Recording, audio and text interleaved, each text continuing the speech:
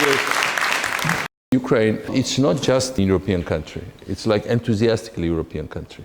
You go to Ukraine, everything there is all about like daily culture, very non-violent society overall, by the way. Very non-violent. It's a country at war and basically quite low crime rate.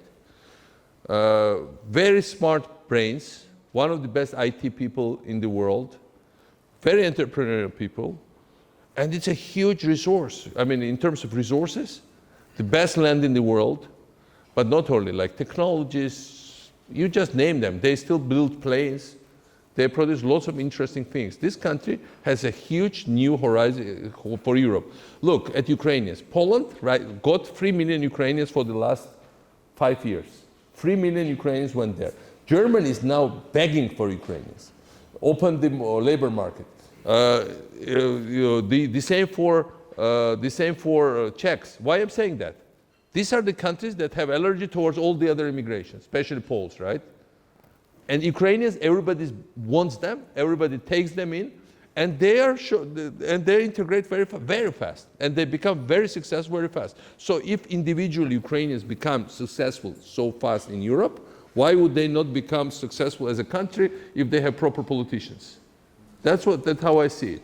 You know, Ukraine, some people would say, oh, Russia, Ukraine is the same thing. Very different psychology, very different mentality. First of all, Ukraine had Magdeburg Law, free cities. Russia never had it. Ukraine has Union of Free Cities. Ukraine had, part of Ukraine was part of Austro-Hungary, big part of Ukraine. Very interesting part of Austro-Hungary, Galicia, etc., that part of Ukraine.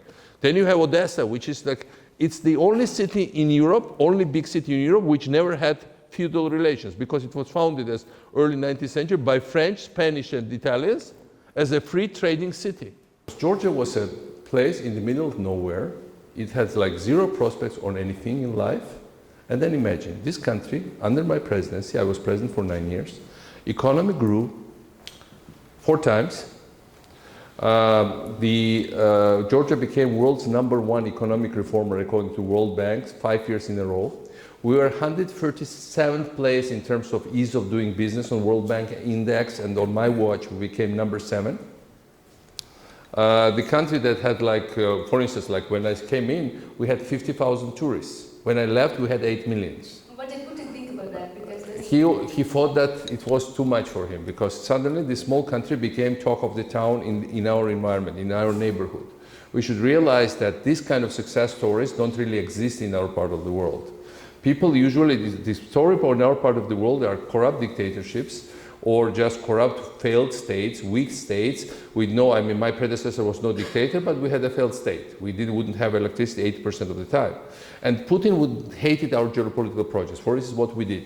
In the end of my presidency, I was developing a new port in Black Sea that was called Lazika, Anaklia, and that port would have, by the time when I was leaving, within 6 months, we would have 4 places to unload Panamax type of cargo ships, and in the end, and later it would be maybe much more, but already 4.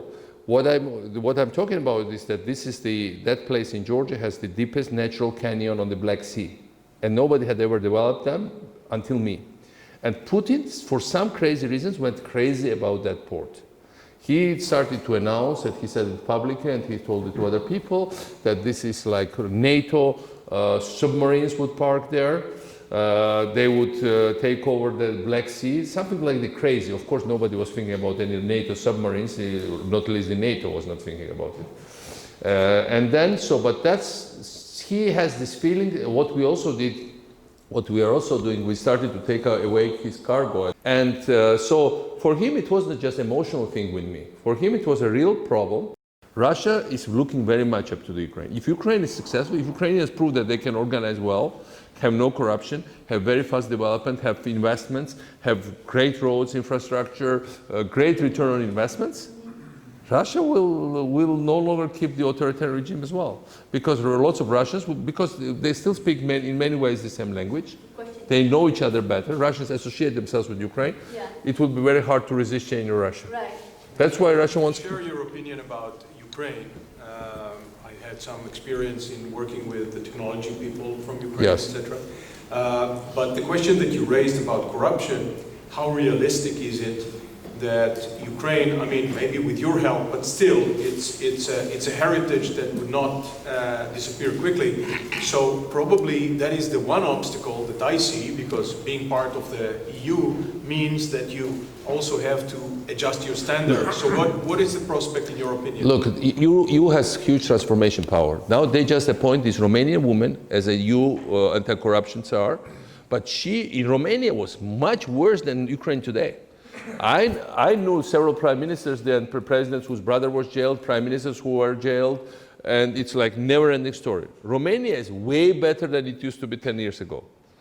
Bulgaria is better than it used to be. So some countries do it by themselves, like Georgia, but some countries are forced into doing this, like Romania and Bulgaria. I think EU has to use its transformation, because Ukraine, good news about it, that it has no way back.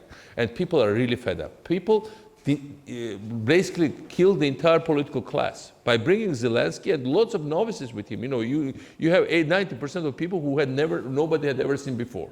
Suddenly it's their political class. Of course, many of them will fail, but still it's amazing. The problem with Ukraine is that they need to go after oligarchs, because 5 oligarchs control like most of the national wealth of the country. Why Poland was successful and Ukraine was not? Poland has no oligarchs.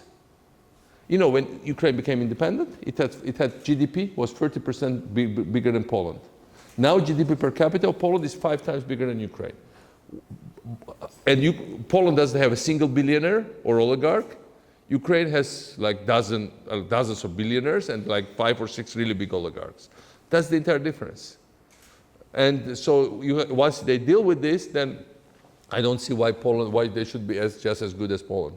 Culturally, they're very close to each other. Thank you. Thank you. Thank you. Thank you. Thank you so much. Thank you. Thank you. Thank you all.